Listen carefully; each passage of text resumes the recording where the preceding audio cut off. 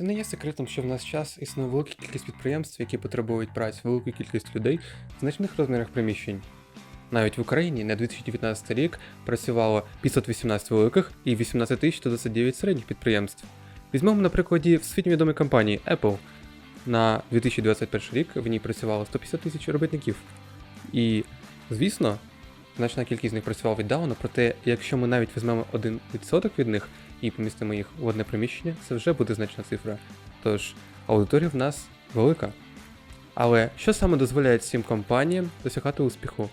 Згідно з статтею компанії 50 Apps, це, по-перше, ефективне керування персоналом та, по-друге, безпека. І мій девайс допоможе надати вам і те, і те. Знайомтесь, Wireless Access Device. В нього входить апаратно зв'язана система плат, Raspberry Pi з роутером та мобільний додаток. Він має декілька функцій. По-перше, це можливість заблокувати комп'ютер, коли юзер відходить достатньо далеко, і розблокувати, коли достатньо близько. Це реалізовано за допомогою Bluetooth протоколу. Мобільний додаток надсилає перевірочний код в апаратно зв'язану систему плат, яка згодом працює. В той час мобільний додаток запускає сервіс на мобільному пристрої, який працює в незалежності, чи запущений мобільний додаток, чи ні. Це є зручним, оскільки немає потребності запам'ятати великі паролі.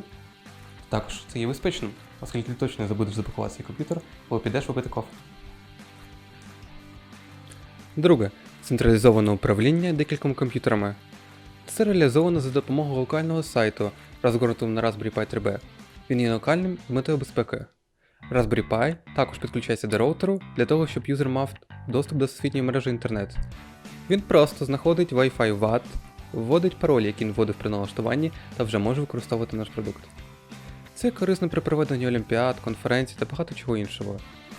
Це є зручним, оскільки може використовуватись будь-який пристрій, та також це може бути використано там, де не може бути розгорнута поштова мережа. Що ми маємо? Багатофункціональний девайс, який дозволяє використовувати його як в корпоративному, так і в особовому секторі. Він привносить зручність, безпечність та підвищення ефективності роботи. Дякую за увагу, мирного неба і слава Україні!